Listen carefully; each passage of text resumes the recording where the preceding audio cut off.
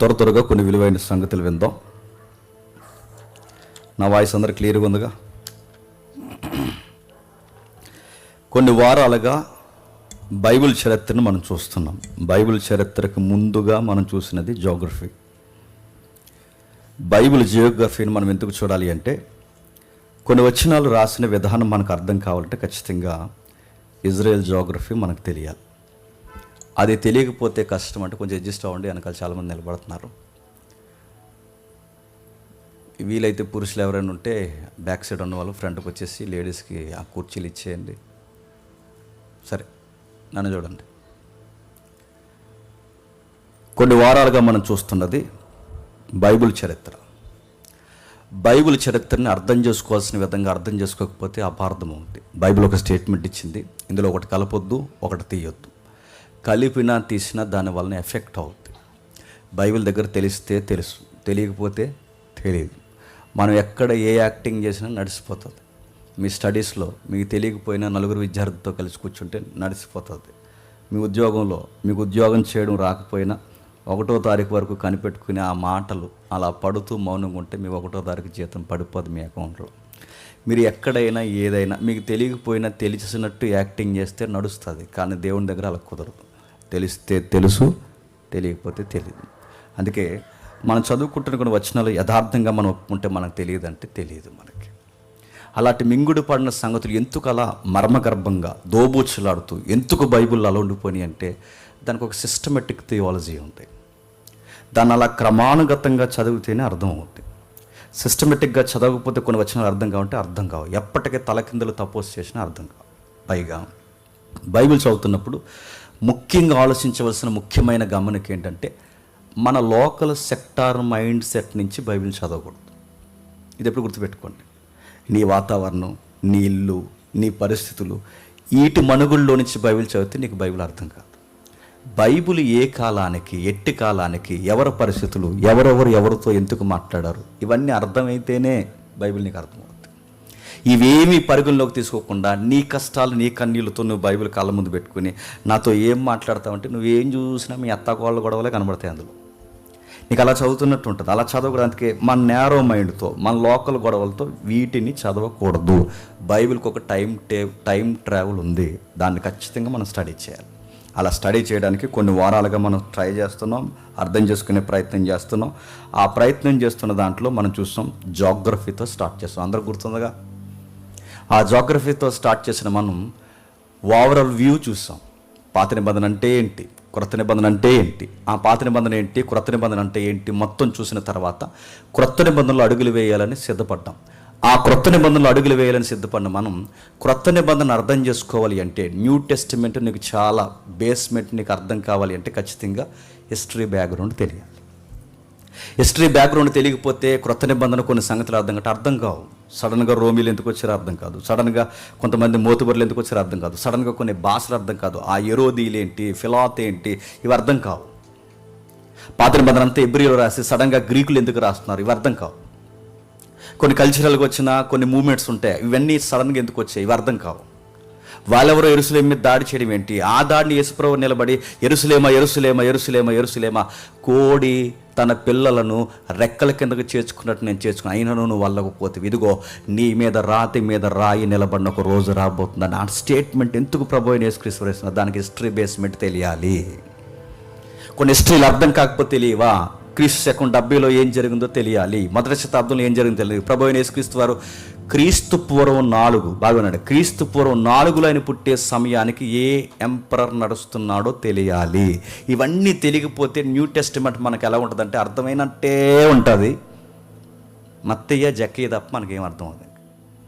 అందుకే ఈ అర్థం కాని విషయాల జోలికి మనం పోతున్నాం కనుక, కొంచెం మనం సవాల్ చేసే డిస్కవరీలోకి మనం వెళ్తున్నాం కనుక ఖచ్చితంగా సీరియస్గా మనం తీసుకుందాం. ఒకసారి ఏం జరుగుతుంది.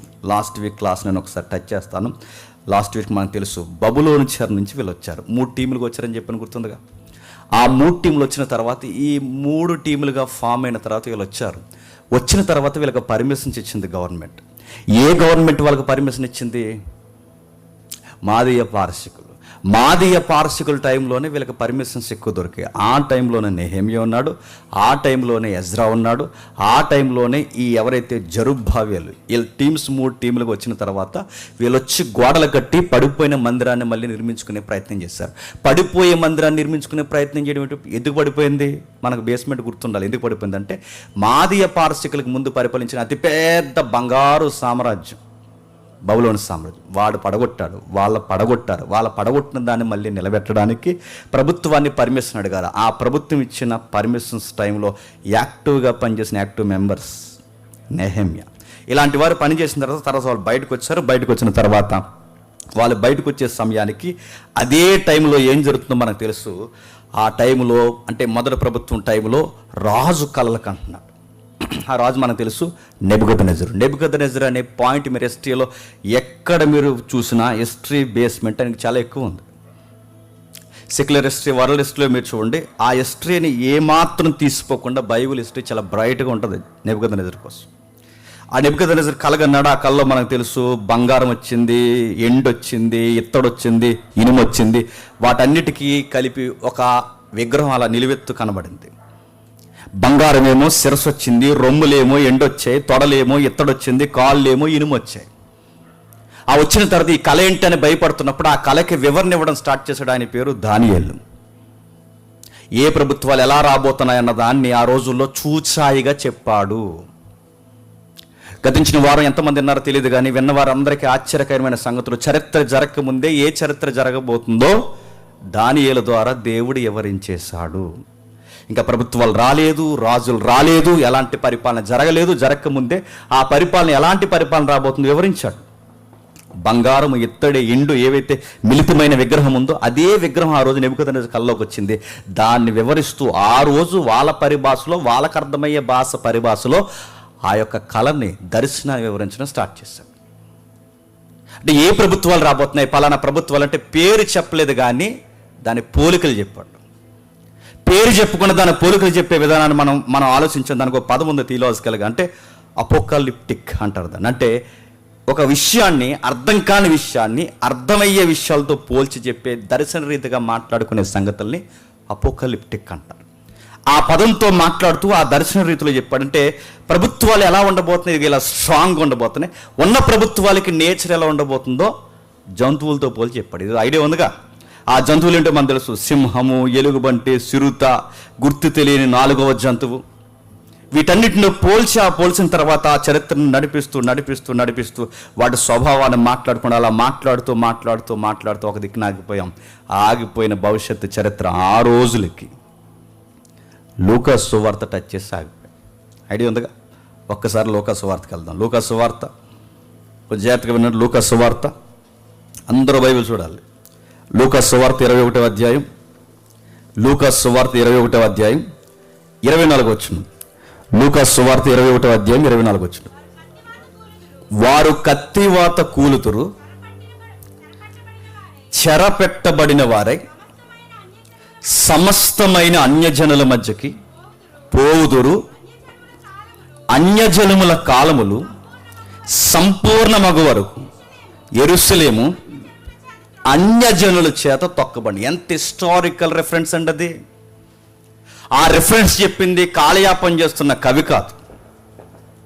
ఆ వచనాన్ని రాసింది కాలయాపన చేస్తున్న కవులు కాదు. పద్యాలు రాసుకునే కవిత్వాలు ఎరిగిన కవి కాదు. టైంపాస్ చేసే సామాన్యమైన వ్యక్తి కదా.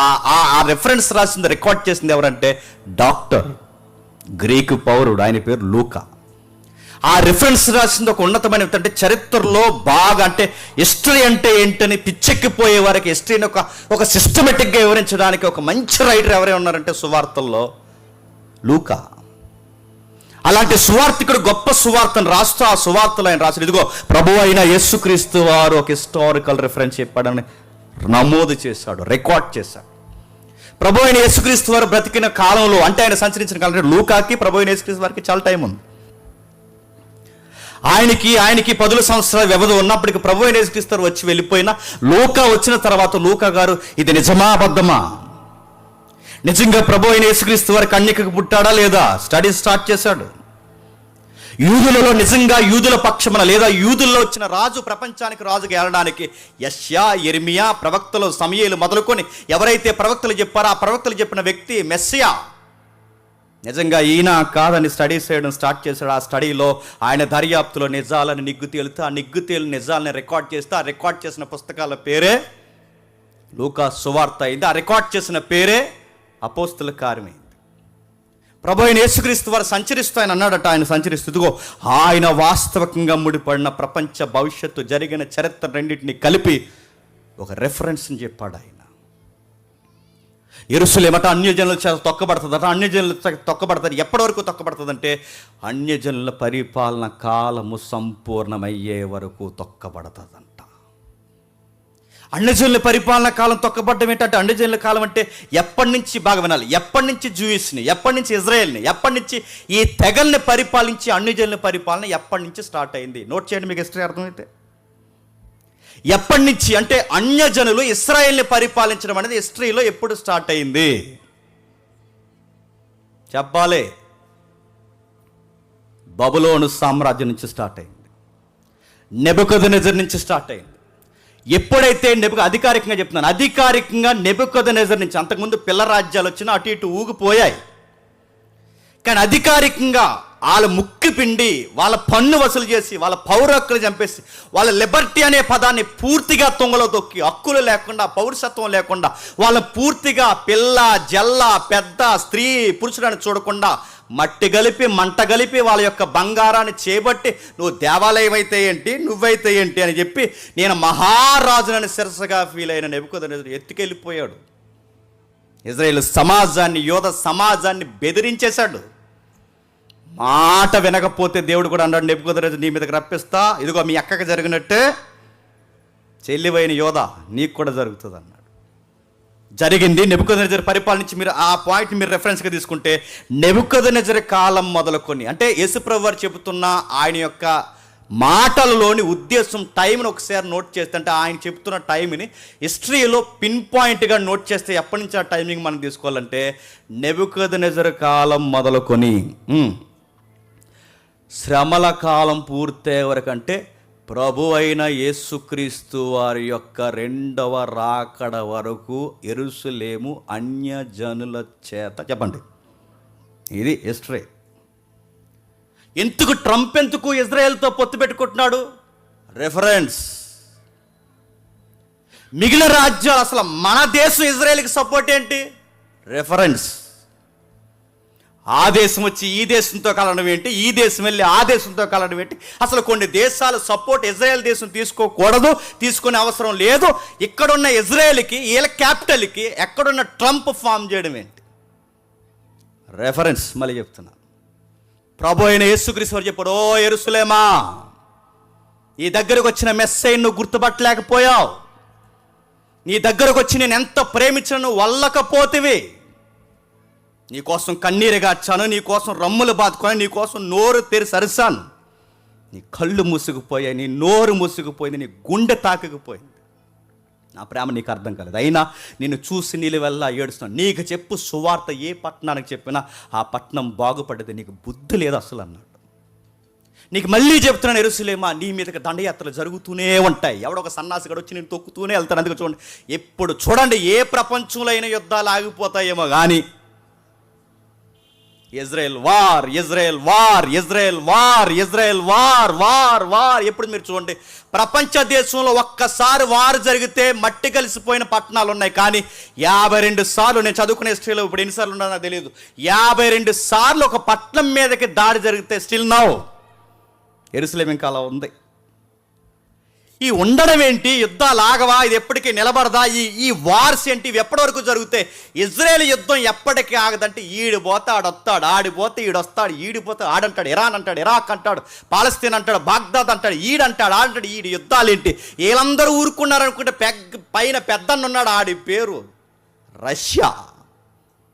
ఆడేదో ఊరుకున్నాడంటే దానియేలు చెప్పాడుగా, ఈ 10 మంది రాజులు, యూరోపియన్ యూనియన్, వీళ్ళందరూ కలిసి వీళ్ళ మీద మళ్ళీ వీళ్ళ మీదకి దాడి. ఇప్పుడు యూరప్ ఖండము, ఇటు ఇరాన్, ఇరాక్, వీళ్ళందరూ కలిస్తే రేపు పొద్దున ఇజ్రాయెల్ మీద దిగితే ఇజ్రాయెల్ నిలబడగలనుకుంటున్నారా? నిలబడతాది సావు దెబ్బలు తిని. నిలబడతాది ఎదురు చూస్తూ, కానీ రాకడ వరకు దాని మీద యుద్ధాలు జరుగుతాయి. అంటే ఈ రెఫరెన్స్లో ఇంత హిస్టరీ ఉందంటే ఉంది. నెబుకద్నెజరు మొదలుకొని రెండవ రాకడ వరకు ఇశ్రాయేల్ని ఎవడో ఒకడు తిరగబడుతూ ఉంటాడు. ఎప్పటి వరకు తిరగబడతాడంటే నువ్వు మెస్సయ్యాను అంగీకరించేంత వరకు నీకు సమాధానం దొరకదు. ఇజ్రాయెల్ కన్యకు పుట్టాడా లేదా మాకు తెలియదు, నజరేతులో పుట్టినవాడు మాకు అక్కర్లేదు, ఈ ప్రవక్తతో మాకు సంబంధం లేదు, ఇలా కాకు కోతలు కూసినంత కాలం, మెస్సయ్య అని తన హృదయానికి హత్తుకొనంత కాలము అన్యజనుల చేత దెబ్బల మీద దెబ్బలు ఏదో మూలన ఇజ్రాయెల్ తింటూనే ఉంటుంది, కానీ పడిపోదు. దేవుడు నిలబెడతాడు. ఎందుకంటే వీళ్ళ అయ్యలకి మాటిచ్చాడుగా, అబ్రహాము, ఇస్సాకు, యాకోబు, దావీదు వీళ్ళకి మాటిచ్చాడుగా, దీపం ఇప్పటికీ ఆరిపోకుండా ఉంటుందని. కొడతాడు ఆయనే, తిడతాడు ఆయనే, నిలబెడతాడు ఆయనే, మళ్ళీ ముట్టుకెళ్ళేస్తాడు ఆయనే. ఆ రెఫరెన్స్ చెప్తున్నాడు. ఏమని చెప్తున్నాడు చదవండి ఒకసారి. లూకా సువార్త. అర్థమవుతుందిగా? అర్థం అవ్వాలి. ద గ్రేట్ అలెగ్జాండర్ హిస్టరీ ఉంది, ముందుకెళ్దాం. చదవండి.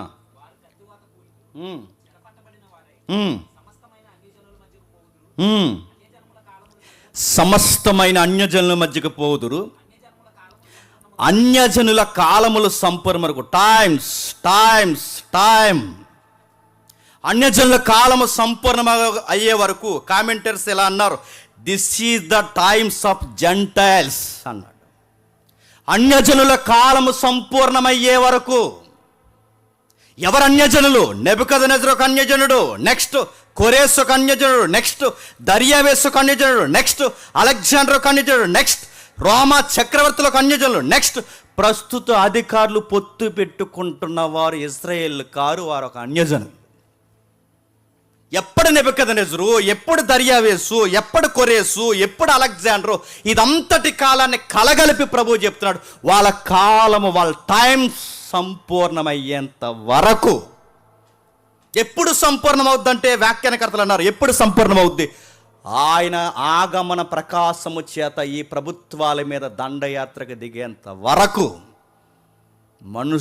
మనుషులు పరిపాలించుకోవడమే కాదు, శ్రేష్టమైన అభిషేకింపబడిన ఇశ్రాయేలును కూడా అన్యులు పరిపాలించి పొత్తులు పెట్టుకుంటారు. ఇంకా ఏమంటున్నాడు చూడండి, ఇంకా ఏం మాట్లాడుతున్నారు, అదే వచ్చిన మళ్ళీ చదువుతాం. వీరు కత్తివాత కూలుదురు, చెరపెట్టబడిన వారై సమస్తమైన అన్యజనుల మధ్య పోవుదురు, అన్యజనుల కాలములు సంపూర్ణమయ్యే వరకు. యెరూషలేము అన్యజనుల చేత త్రొక్కబడును. వాళ్ళ కాలములు సంపూర్ణమయ్యేంత వరకు యెరూషలేము అన్యజనుల చేత తొక్కబడును. ఎవడో వస్తాడు, ఆ పాగా మాదంటాడు, ఏలింట్లో ఆలగుచ్చిని ఇది మాదే మేము పోమంటాడు, ఈడు ఆరాధించడు, ఆడు ఆరాధించడు, ఒకడికొకడు ఆరాధించుకోడు, ఆడి పోలీసులు అక్కడ ఉంటాడు, ఈడి పోలీసు. నేను చెప్పిన వాళ్ళకి అందరికీ అర్థమవుతుంది, కానీ అర్థమయ్యే వాళ్ళకి అర్థమవుతుంది. ఆడి పోలీసులు అక్కడ ఉంటాడు, ఈడి పోలీసులు ఎక్కడ ఉంటారు. దీన్ని ఐక్యరాజ్య సమితి చక్కబెడదు, ఈయన ఉందిగా అది చక్కబెట్టదు. ఆ బ్రిటిష్ ప్రభుత్వం ఏదో చక్కబెడతాం, అది చక్కబెట్టలేదు. మళ్ళీ ఇప్పుడు కొత్త టీమ్స్ ఫామ్ అవుతున్నాయి, ఐక్యరాజ్య సమితి కన్నా ఇంకా శాంతి సమాధానాలు కల్పిస్తాను, వాళ్ళు చక్కబెట్టరు. వాగ్దాన భూములో ఏలాడావుడి ఏంటంటే ఏలాడావుడిగా తిరుగుతుంటారు తుపాకీలు పట్టుకొని. అరే ఈ భూమి మా అయ్య 46 ఎకరాలు కొన్నాడు రా, మా అయ్య సొలొమోను కట్టాడు రా, మా అయ్యలు కట్టిందరంటే వీళ్ళు అన్నారు, కాలిట్టు చూడు ఎలా ఉంటుంది చూస్తాం అన్నారు. ఈడి పెత్తనం ఏంటి, వీళ్ళ అన్యజనుల తొక్కులాట ఏంటి, వీళ్ళ పరిపాలన ఏంటి, వీళ్ళ సౌలభ్యం ఏంటి? వీళ్ళకు ఒక కాలం ఇచ్చాడు. ఇప్పుడు చెప్పండి, మన లాస్ట్ వీక్ ఒక వర్డ్ మన నొక్కు ఆలోచించడం మీకు అర్థం కావాలి. దేవుడు హిస్టరీలో సైలెంట్గా ఉన్నాడా? దేవుడు చరిత్రలో రాజుల్ని ఎక్కించి దింపి ఎవరిని ఏ టైంలో పెట్టాలో తన పని తను చేస్తున్నాడా? చెప్పండి. ఆయన సైలెంట్గా లేడు. ఇశ్రాయేలుతో సైలెంట్గా ఉన్నాడేమో కానీ చెప్పండి, హిస్టరీలో సైలెంట్గా లేడు.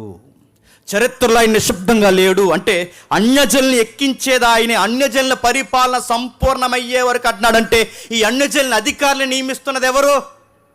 దేవుడు. దేవుడి పిల్లలు దేవుని మాట వినకపోతే దేవుడు అన్యుల్ని ఉపయోగించుకుంటాడంటే ఉపయోగించుకుంటాడు. నువ్వు సెంటర్లో ఆ ప్రభుత్వం రాకూడదు, నువ్వు ఉపవాస ప్రార్థన చేసినా ఆయన అనుకున్న వాడిని నువ్వు నిలబెడతాడు. ఏమనుకుంటా అనుకో, మోడీ రాకూడదు. మోడీ వచ్చాడు, మళ్ళీ వస్తాడు. మోడీ ఎందుకు రాకూడదు అంటే ఎందుకు రాకూడదు, నీ చర్చి టైమింగ్కి వెళ్ళాలి, టైమింగ్కి వచ్చేయాలి, అంత నీకు అంత సుఖంగా ఉండాలి, కక్కమ్మక్క డొక్క వండుకుంటా ఆదివారం అవన్నీ నీకు నైస్గా జరిగిపోవాలి. అవన్నీ జరిగిపోవాలంటే నీకు మోడీ రావాలి. మోడీ వస్తే ఏం చేస్తాడు? పర్మిషన్స్ కావాలంటాడు. మోడీ వస్తే ఏమంటాడు? లెటర్స్ కావాలంటాడు. మోడీ వస్తే ఏమంటాడు? ఎవడు పడతాడు? చర్చి అడ్డానికి వెళ్ళేదంటాడు. మోడీ వస్తే ఏమంటాడు?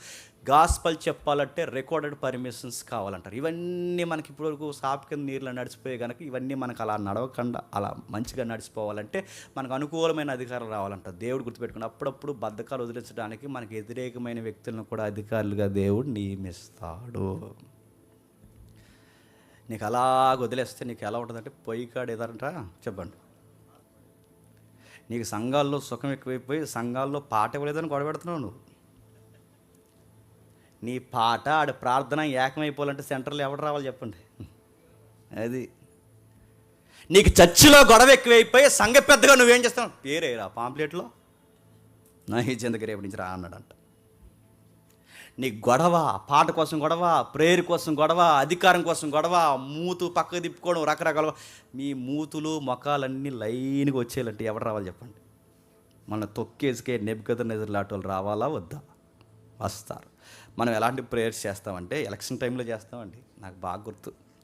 ఎలక్షన్ టైంలో ఏం చేస్తామంటే మనకు ఇష్టమైన నాయకుల కొరకు ప్రార్థన చేసి, దేవా ఈ నాయకుడిని మళ్ళీ నువ్వు, అది మళ్ళీ అంటే మళ్ళీ మీకు ఏదో గొడవ, దేవా మాకు అనుకూలమైన నాయకులు, మా నియోజకవర్గ నాయకులు మళ్ళీ మాకు నియమించి ప్రభు అని ప్రార్థన చేసి చివరిలో ఒక డైలాగ్ ఎత్తవేడి చెప్పిన ప్రేయర్లో, నీ చిత్తానుసారంగా నీ చిత్తాను మళ్ళీ అది ఎందుకు లాస్ట్లో నీకు చిత్తం ఏడిసింది, ఆ చిత్తం అంతా ప్రేయర్లు పెట్టేసావు. ఆ ప్రేయర్లు పెట్టేసి ఇప్పుడు లాస్ట్లో ఏమంటున్నావు?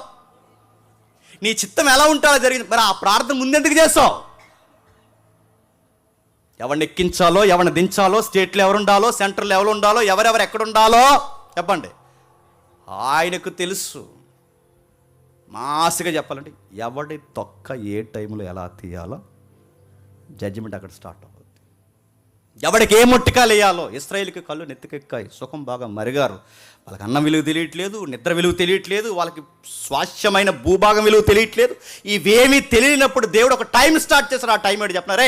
నీ పరిపాలనలో మీకు మీరు కొమ్ము కాస్తూ, మీ పరిపాలనలో పెత్తందారి వ్యవస్థ ఎక్కువైపోయి మీకు సిత్తు కట్టాల్సిన పరిస్థితి లేని టైం మీకు ఎక్కువైపోయి మీరు ఏం చేస్తారో తెలిసి మీ సొంత రాజకీయ పొత్తు లబ్ధులు పొందుకుని మీరు ఏం చేస్తారంటే సుఖాలుగా మరిగారు. మీ అధికారులు ఎలా ఏడుస్తారు, మీ యాజకులు ఎలా ఏడుస్తారు, మీరే ఎలా ఏడుస్తారు. అందుకే మీ అందరికీ దుమ్ము దులిపోయాలంటే మీ ప్రభుత్వాలు మిమ్మల్ని పరిపాలిస్తే మీకు దుమ్ము దులదో. నెబుకద్నెజర్ లాంటి పరిపాలన రావాలి. ఇచ్చాడు, కొట్టాడు, తొక్కాడు, తొక్కి తొక్కి తొక్కి తొక్కి ఆ ప్రభుత్వాల కాలంలో ఇండియా వరకు వాళ్ళని చెదరగొట్టేశాడు. రాలేదా? మద్రాస్ పొండి, కేరళ పొండి, మన ఏరియా సౌత్ ఏరియా, ఆ బార్డర్స్ ఏవైతున్నా సౌత్ ఏరియాకి వెళ్ళండి. ఎప్పటికీ సునగోగులు కనబడతాయి. సునగోగులు అంటే యూదుల మందిరాలు, ఇశ్రాయేల్ మందిరాలు. గుంటూరు పొండి, ఇశ్రాయేల్ మందిరాలు. మణిపూర్ పొండి, ఇశ్రాయేల్ మందిరాలు. ఈ బొమ్మూరు రండి, నేను చూపిస్తా ఇశ్రాయేల్ మందిరాలు. ఎక్కడెక్కడ వచ్చండి, ఎక్కడ ఇజ్రాయేలు, ఎక్కడ యోధా, ఎక్కడ చరిత్ర, వీళ్ళు ఎక్కడ వరకు ఎలా వచ్చారు? చెదరగొట్టేస్తారు. ఎప్పటి వరకు వీళ్ళు చెదిరిపోయారు? దేవుడు చెప్పిన సంపూర్ణ కాలము వీళ్ళకి, ఆ పరిపాలన కాలం తీరే వరకు వీళ్ళు పరిగెడుతూనే ఉంటారు. నన్ను అడిగితే ఇజ్రాయేల్ జాతి అంతా ఇజ్రాయేల్లో లేదు తెలుసా? సగం యూదులు అమెరికాలో ఉంటారు. మీరు చదవండి హిస్టరీ కావాలంటే. ఐన్స్టీన్ ఎవరు చెప్పండి? మీ చుట్టాలా చెప్పండి? ఎవరు మరి? యూదుడు. ఐన్స్టీన్ యూదుడైతే ఆయన ప్రయోగాలన్నీ ఎక్కడ జరిగాయి చెప్పండి? అమెరికా. అక్కడికి ఎందుకు పోయాడు? ఐన్స్టీన్ పారిపోవడానికి రెఫరెన్స్కి సంబంధాలు ఉన్నాయంటే ఉన్నాయి. ప్రతి దానికి సంబంధాలు ఉన్నాయి. అందుకే చెప్తున్నాడు చూడండి. రాజుల్ని ఎక్కించేవాడు ఆయనే, రాజుల్ని దించేవాడు ఆయన చరిత్రలో సైలెంట్గా లేడు. ఆయన ప్రతి విషయంలో కలగా చేసుకున్నాడు. అందుకే నెబుకద్నెజరు పిచ్చి మాట్లాడి యాంగింగ్ గార్డెన్స్ కట్టించాను, ఇంకా నాకేంట్లే నాలాంటి రాజు ఇంక మళ్ళీ రాడనుకుని ఈ తుకలక్ మాటలన్నీ మాట్లాడితే దేవుడు ఏం చేశాడు చెప్పండి? నెబుకద్నెజర్ని అది ఏం చేశాడు చెప్పండి? నెబుకద్నెజర్ లాంటి గడ్డి తినిపించాడంటే ఇప్పుడు నెబుకద్నెజర్ మీద అధికారం ఎవరిది? దేవుడిది. అన్యజనుల మీద దేవుడికి అధికారం ఉందా? అన్యజనుల అధికారుల మీద దేవునికి అధికారం ఉందంటే ఉంది. నెబుకద్నెజర్ని దేవుడే గడ్డి తినిపించిన రికార్డ్స్ ఉన్నాయి. జోసఫస్ హిస్టరీలో కూడా మీరు చదవండి, ఉన్నాయి. తర్వాత మనకు తెలుసు బెల్సిజర్కి మాస్ వార్నింగ్ ఇచ్చాడు దేవుడు. ఏమన్నాడు చెప్పండి? మేనే టెకెల్, జాగ్రత్త, చంపి పడేస్తానేమనుకున్నావు అన్నాడు. నీ డేట్ రాసుకో అన్నాడు. ఆయన అన్నట్టుగానే బెల్షస్సర్ చనిపోయాడు. దేవుడు అన్నట్టుగానే నెబుకద్నెజర్ గడ్డి తిన్నాడు. ఇంకా దేవుడు కోరుకున్నట్టుగానే దర్యావేసు చేతులెత్తి దర్యావేసు రెండవ దర్యావేసు, మాదీయ పార్సికులు దర్యావేసు 1, దర్యావేసు 2, దర్యావేసు 3 ఇలా ఉంటాయి. ఆ దర్యావేసు ఈ దర్యావేసు కలిపేకండి, దానియేలు గ్రంథంలో కన్ఫ్యూజ్ అదే ఉంటుంది. రెండవ దర్యావేసు పరిపాలిస్తున్నప్పుడు ఆ దర్యావేసు చేతులెత్తి ఇలా అంటాడు, ఇదిగో సకల రాష్ట్రాలారా, సకల దేశాలారా, దానియేలు దేవుడే గొప్ప దేవుడని సాష్టాంగ పడిపోయి యెహోవాని మొక్కి, నువ్వు నియమించకపోతే మాకు అధికారాలు లేవని శాసనం చేశాడా లేదా? చూస్తారా? ఒకసారి తీయండి. ఒకసారి దానియేలు గ్రంథం 6వ అధ్యాయం, దానియేలు గ్రంథం 6వ అధ్యాయం 25వ వచనం నుండి. అప్పుడు రాజుకు దర్యావేసు లోకమంతటా నివసించు సకల జనులకును రాష్ట్రములకును ఆయా భాషలు మాట్లాడు వారికి ఎలాగూ రాయించెను, మీకు క్షేమాభివృద్ధి కలుగును గాక, నా రాజ్యములోని సకల ప్రభుత్వముల యందు నివాసులు దానియేలు యొక్క దేవునికి భయపడవాలని. ఇప్పుడు బాగా వినండి, దర్యావేసు అంటే ఏ ప్రభుత్వానికి సంబంధించినోడండి చెప్పాలి? Okay, మాదీయ, next పారసికులు. మాదీయ పారసికుల పరిపాలన ఎక్కడ వరకు కొనసాగింది చెప్పండి?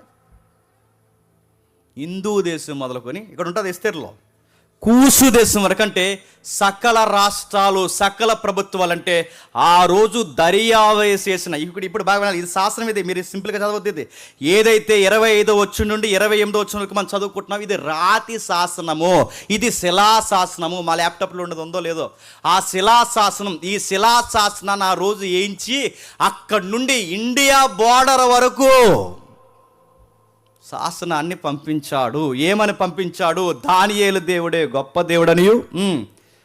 చదువుదాం. దర్యావేసు లోకమంతటా నివసించు సకల జనములు రాష్ట్రాలు ఆయా భాషలు మాట్లాడే వారికి ఎలాగూ రాయించెను, మీకు క్షేమాభివృద్ధి కలుగును గాక. శాసనం, నా సముఖం నియమించినదేమనగా, నా రాజ్యములోని సకల ప్రభుత్వముల యందుండు నివాసులు దానియేలు యొక్క దేవునికి భయపడుచు ఆయన సముఖమును వణుకుచుండవలెను. ఆయనే జీవంగల దేవుడు, ఆయనే యుగయుగాల దేవుడు. ఆయన రాజ్యము నాశనము కాదు, ఆయన ఆధిపత్యము తుదమట్టుకుండును. ఆయన విడిపించువాడును రక్షించువాడునయుండి పరమందును భూమి మీదను సూచక్రియలను ఆశ్చర్య కార్యములను చేయువాడు. ఆయనే సింహముల నోట నుండి ఈ దానియేలును రక్షించను అని రాయించను. ఈ దానియేలు దర్యావేసు ప్రభుత్వ కాలమందును పారసికుడకు కొరేసు ప్రభుత్వ కాలమందును వర్ధిల్లుచుండి. ఇవి కథలైతే రాజుల పేరు రాస్తారు చెప్పండి, ఇవి కథలైతే ప్రభుత్వాల పేర్లు రాస్తారు చెప్పండి, ఇవి కథలైతే జోగ్రఫికల్ ఎవిడెన్స్ ఇస్తారు చెప్పండి. ఇవన్నీ ఎందుకు ఇస్తున్నారంటే ఇవన్నీ బైబిల్లో రాయడానికి కారణం ఈ దేవుడు ఇంత వాస్తవమైన దేవుడు అని చెప్పడానికి. పెద్దమ్మ కథ చెప్తుంది, మీకు చాలాసార్లు చెప్పాను. మీకు అనగానగా ఒక రాజు, ఆ రాజుకి 7 కొడుకులు. ఆ 7 కొడుకులు ఇంకే ఆట లేదని చేపల వేటకి వెళ్ళారంట. ఆ వెళ్ళిన వాళ్ళకి ఎన్ని చేపలు పడ్డాయంటే 7 పడ్డాయంట. పడితే వాటిని ఎండబెడితే అందులో ఒక చేప అందంట. ఏవే చేప నువ్వు ఎండలేదు ఏంటి వై అని అడుగుతుంది అందట. నాకు గడ్డిమో పడ్డం వచ్చిందట. అంత ఫీల్ అయింది, పక్క జరగచ్చుకండి. అది మీకు ఏమర్థం అవుతుంది? ఈసారి మీ నాన్న మీ కథ చెప్పినప్పుడు లాజిక్ అడగండి, అదే శాసనం. ఏదైతే ఇప్పుడు మనం చదువుకున్నాం అదే శిలాశాసనం. అలా నుంచి మీ నాన్న మీసారి కథ చెప్పినప్పుడు అడగండి, మీ నాన్న మీసారి కథ చెప్పినప్పుడు అడగండి, ఏవై నాన్నమ్మ అనగానగా ఒక రాజు అన్నావు, ఏ దేశానికి రాజే అని అడగండి. అలా అడగకూడదురా అంటుంది. రాజుగారికి 7 కొడుకులు పుట్టారు, అమ్మాయిలు పుట్టలేదని అడగండి. అతను జాగ్రఫీ ఎక్కడే అని అడగండి, పరా అంటుంది. కథకి హిస్టరీలో చెప్పండి ఆధారాలు ఉండవు. కథకి అనగనగా అంటారు, కథకి అడ్రస్లు ఉండవు, కథకి ఆధార్ కార్డులు ఉండవు, కథకి రెఫరెన్స్లు ఉండవు, కథకి హిస్టరీ ఉండదు. కానీ వాస్తవానికి రాజుల పేర్లు ఉంటాయి, నిజానికి చరిత్ర ఉంటుంది, నిజానికి ఆధారాలు ఉంటాయి, నిజానికి జాగ్రఫికల్ ఎవిడెన్స్ ఉంటుంది. ఇది నిజం కాబట్టే ఈరోజుకి శిలాశాసనాలు కళ్ళ ముందు ఉన్నాయి. దర్యావేసు నిజంగా ఉన్నాడంటే ఉన్నాడు. దర్యావేసు నిజంగా హిస్టరీలో ఉన్నాడంటే బైబిల్లోనే కాదు, జోసఫస్ చెప్పిన హిస్టరీలో కూడా ఉన్నాడు. ఆయన వేసిన శాసనం నిజంగా ఈ దానియేలు 6వ అధ్యాయం 25 వేసిన నిజంగా వచనాలు శాసనాలు నిజంగా ఎంచి ప్రపంచ దేశాలకు నిజంగా పంపించాడంటే ఇదిగో ఇప్పటికీ మ్యూజియంలో ఉంది, పంపించాడు. రాజుల్ని ఎక్కించేవాడు ఆయనే, చెప్పండి, రాజుల్ని దించువాడు ఆయనే. దానియేలు ద్వారా చెప్పిన దర్శనం అదే. ఏ రాజుని ఏ టైంకి ఎక్కించాలో దించాలో సార్వభౌమాధికారం, సవర్ణటి నా చేతుల్లో ఉందన్నాడు ఆయన. నేను చూసుకుంటున్నాను. నెక్స్ట్ దర్యావేసు అయిపోయింది. దర్యావేసు అయిన తర్వాత మనకు తెలుసు నెక్స్ట్ ఎవరు వచ్చారో, కొరేస్. మన ఇండియా ఆఫ్ఘనిస్తాన్ వరకు వచ్చాడు. ఏమన్నాడు ఒకసారి యెషయా ఏమంటున్నాడు చూడండి ఆయన గురించి. యెషయా గ్రంథం త్వరగా యెషయా గ్రంథం త్వరగా కొంచెం స్పీడ్గా వెళ్దాం, చాలా లెసన్ ఉంది ఈరోజు. యెషయా గ్రంథం 4వ అధ్యాయం, యెషయా గ్రంథం 4వ అధ్యాయం 26వ వచనం చూడండి. యెషయా గ్రంథం 4వ అధ్యాయం 26వ వచనం నుండి, క్షమించండి 44వ అధ్యాయం, యెషయా గ్రంథం 44వ అధ్యాయం 26వ వచనం నుండి. నేనే నా సేవకుని మాట రూఢిపరచువాడును, నా దూతల ఆలోచన నెరవేర్చువాడను, యెరూషలేము నివాస స్థలం అగుననియు. చాలామంది రెఫరెన్స్ రాసేసుకుంటారు ఏమని, నా సేవకుని మాటను నెరవేర్చేవాడు నేను. ఇక్కడ నీ సేవకుడి మాట అంటే లోకల్ పాస్టర్ గారు అని కాదు, ఇక్కడ సేవకుడు అంటే సైరస్, కొరేస్. ఇది కొరేసు గుచ్చి అంటే ఇంకా కొరేసు పరిపాలన సంపూర్ణం కాకముందే, కొరేసు ఇంకా సింహాసనం గద్దెనెక్కక ముందే కొరేసు యొక్క పరిపాలన ఎలా ఉండబోతుందో పేరుతో సహా చెప్పండి వైనిమితి. ఎంత అద్భుతం అండి. ఏం చెప్తున్నాడు చూడండి. యెరూషలేము నివాస స్థలం మగ వరకు యోధా నగరము గూర్చిన అవి కట్టబడిననియు నేను ఆజ్ఞ ఇచ్చున్నాను. దాని పాడైన స్థలములను బాగు చేయవాడు నేనే నీ నదులను ఎండజేసి ఉన్నాను, ఎండు పొమ్మని ప్రవాహములతో చెప్పుచున్నాను. యెరూషలేము బాగా వినండి. యెరూషలేము నివాస స్థలమైన పాడైన దెబ్బగా కట్టడలేని నివాసంగా మార్చింది నేనే. అంతకుముందు వాళ్ళని ఎవరు కొట్టారు చెప్పండి ఈ రిఫరెన్స్లో. ఈ రిఫరెన్స్ మనం చదువుతుందంటే పాడైన ముట్టడ దెబ్బగా కొట్టిన అంతకుముందు ప్రభుత్వాలు చెప్పండి, బబులోను. ఆ బబులోనుతో కొట్టించింది నేనే. యెరూషలేముని పాడు దెబ్బగా మార్చింది నేనే. నివాస స్థలం కాకుండా నీకు వస్తుందే డ్రింకింగ్ వాటర్, నదులు. ఆ నది రాకుండా పైన అడ్డుకట్లేసి బంధించేది, నీకు నీళ్ళు కూడా దొరకకూడదని చేసింది నేనే. ఎందుకంటే నీకు కళ్ళు నెత్తికెక్కిపోతుంది. నీకు ప్రేమిస్తే ప్రేమ విలువ తెలియదు, నీకు భోజనం పెడితే భోజనం విలువ తెలియదు, నీకు ఇల్లు ఇస్తే ఇల్లు విలువ తెలియదు, నీకు ఏది తెలియదు. నా విలువ నా ప్రేమ ఏంటో నీకు తెలియాలంటే ఇదిగో పక్కోని లేపు నేను చితగొట్టేస్తాను. కొట్టించినప్పుడు మళ్ళీ అంటున్నాడు కిందిగా, కొరేస్తో నా మంద కాపరి, నా చిత్తమంతయు నెరవేర్చేవాడా అని చెప్పువాడును నేనే. యెరూషలేముతో కట్టుబడదవనియు దేవాలయమునకు పునాది వేయబడిననియు నేను చెప్తున్నానంటే, ఆ రోజు పడగొట్టించింది నెబుకద్నెజరు ద్వారా నేనే. మళ్ళీ కొరేసు మళ్ళీ మీకు పర్మిషన్ ఇస్తున్నాడంటే, కొరేసుని నియమించింది కూడా, కొట్టింది నేనే, పెట్టేది నేనే, బుద్ధి చెప్పేది నేనే, హత్తుకునేది నేనే.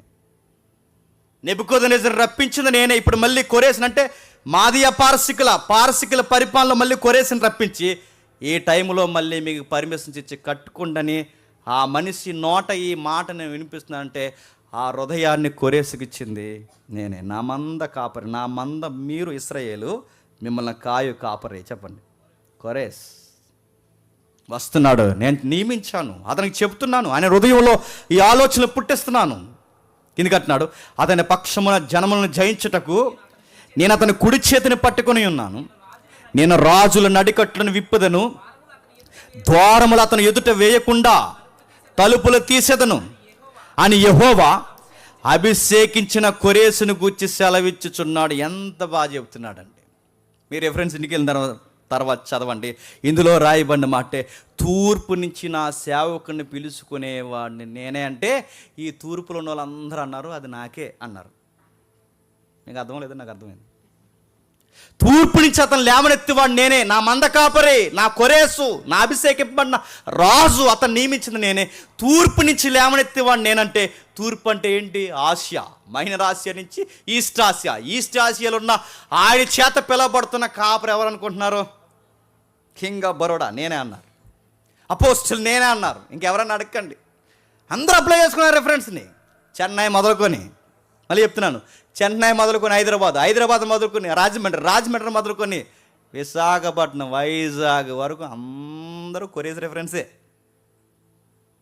నేను అడుగుతున్నాను, ఎందుకు వీళ్ళకి ఇంత పెద్ద మినిస్ట్రీలు కట్టి, ఇంత పెద్ద 10,000 మంది సంఘాన్ని కూర్చోబెట్టి, ఇంత పెద్ద సంఘాలను కట్టిన వీళ్ళకి ఆ రెఫరెన్స్ కొరేసిది మన కాదన్న ఇంకిత జ్ఞానం వీళ్ళకి ఎందుకు అర్థం కాలేదు? ఇంటున్న వాళ్ళకి కూడా ఎందుకు అర్థం కాలేదంటే, ఇంటున్న వాళ్ళకి హిస్టరీ బేస్మెంట్ లేదు. చెప్పండి, చెబుతున్న వాళ్ళకి హిస్టరీ బేస్మెంట్లో ఆ రెఫరెన్స్ ఉందన్న ఇంకిత జ్ఞానం లేదు. కనుక ఆ మంద కాపురు అంటే, ఆ మంద అంటే మీరు, ఈ మంద కాపురని చెప్పండి.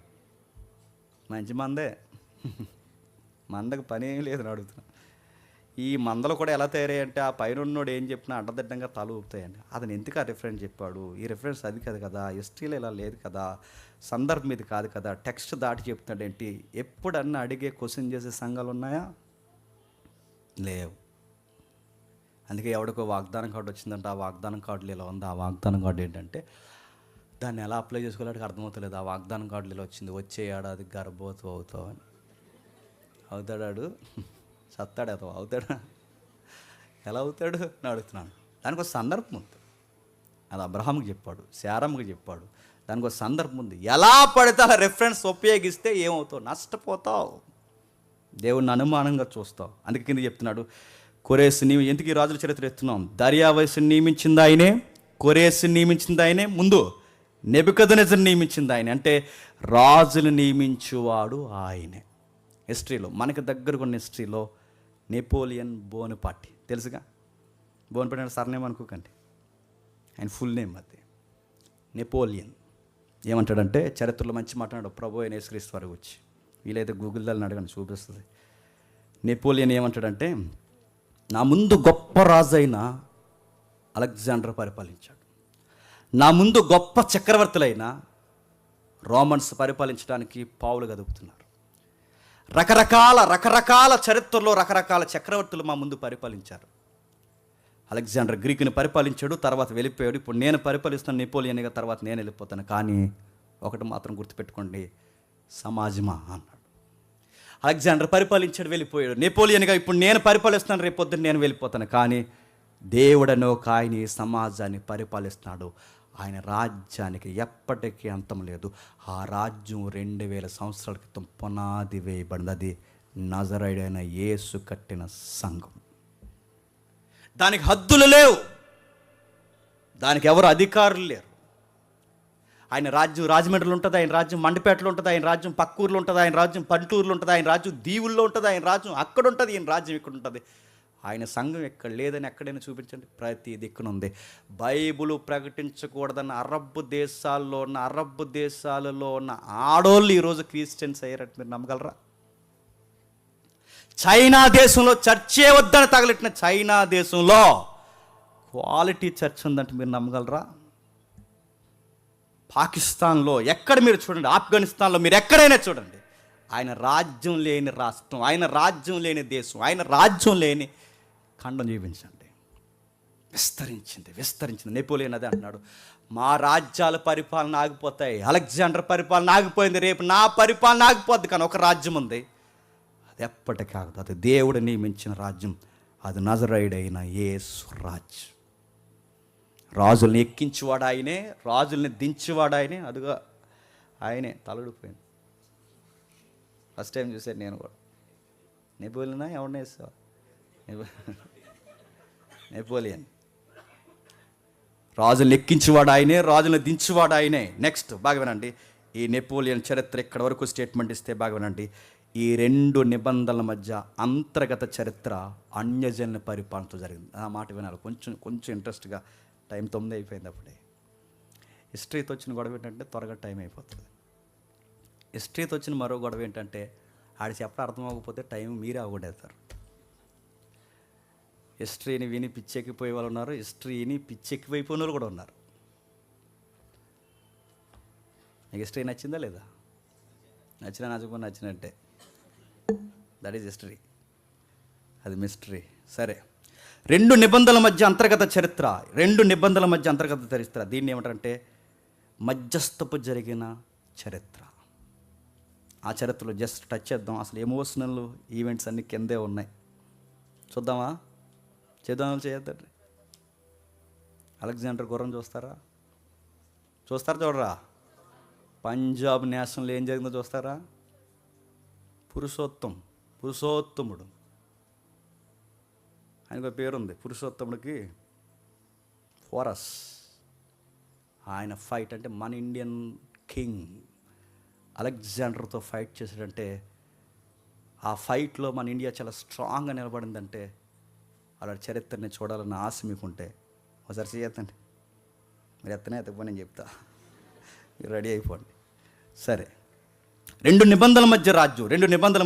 ఈ రెండు నిబంధనల మధ్య అన్యజనుల పరిపాలన. ఎప్పటి నుంచి? నెబుకద్నెజరు మొదలుకొని చెప్పండి, ప్రభు అయిన యేసుక్రీస్తు వారి రెండవ రాకడ వరకు అన్యజనుల పరిపాలన జరుగుతుందా లేదా? జరుగుతుంది. అందుకే ఇశ్రాయేలు మీద కూడా ఎన్నో యుద్ధాలు, పొత్తు రాజకీయాలు జరుగుతున్నాయి. ఈ పరిపాలన జరుగుతుంది. ప్రపంచాన్ని దేవుడు పరిపాలించట్లేదు, చెప్పండి. అన్యజనుల పరిపాలన జరుగుతుంది. దేవుని ప్రజలు పరిపాలించట్లేదు, చెప్పండి. అన్యులే పరిపాలించుకుంటున్నారు. ఈ పరిపాలన టైంలో ఇప్పుడు మనం చూస్తున్నాం. ఈ పరిపాలన టైంలో ఏం జరిగిందంటే, సరిగ్గా మలాకి వరకు చరిత్ర వస్తే, మలాకి దగ్గర సరిగ్గా చరిత్ర ఏమాగిపోయింది? సరిగ్గా మాదీయ పారసికులతో హిస్టరీ అక్కడ ఆగిపోయింది.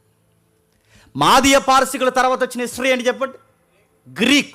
ఇప్పుడు గ్రీక్ హిస్టరీ అంతా మనకి అపోకలిప్టిక్ మాదిరి మనకుంది తప్ప రికార్డెడ్గా మనకేమైనా ఉందా? గ్రీకుని మనం ఎందుకు చూడాలి? మళ్ళీ అడుగుతాను, గ్రీకుని మనం ఎందుకు చూడాలంటే, గ్రీకు ప్రభుత్వం ప్రభావము క్రొత్త నిబంధన మీద పడింది, క్రొత్త నిబంధన రచయితల మీద పడింది, క్రొత్త నిబంధన సువార్తల మీద పడింది. గ్రీకు ప్రభుత్వ పరిపాలన అతనుకున్న ఫ్యాషన్ ఏంటో తెలుసా? తన ట్రెడిషన్ ప్రపంచ దేశాలకి నేర్పించాడు. 10 yearsలో వాళ్ళ భాషను అధికారపు భాష అంటే అధికారికంగా ఈ లాంగ్వేజ్ అమలు జరగాలన్నాడు. అందుకే న్యూ టెస్టిమెంట్ గ్రీకులో రాస్తారు. తప్పక ఒప్పక ఆ లాంగ్వేజ్ నేర్చుకోవాల్సి వచ్చింది. రోమా ప్రభుత్వం పరిపాలించినా కానీ ఆ ప్రభుత్వంలో ఏ భాష పెద్దపేట వేసుకుందో తెలుసా? గ్రీకే పెద్దపేట వేసుకుంది. అంటే రోమా ప్రభుత్వాన్ని గురించి మనకు అర్థం కావాలన్నా, క్రొత్త నిబంధన మనకు అర్థం కావాలన్నా ఖచ్చితంగా ఈ ప్రభుత్వం యొక్క ప్రభావం ఈ ప్రపంచానికి ఎంత తీవ్రత చూపించిందో తెలియాల్సిందే. ఏం జరిగింది? మరలా ఈ 400 సంవత్సరాల చరిత్రలు అంటే క్రొత్త నిబంధనకి పాత నిబంధనకి మధ్యస్థంలో మలాకీతో మాదీయ పారసికుల చరిత్ర ఆగిపోయింది. దాని తర్వాత రావాల్సింది గ్రీకు చరిత్ర.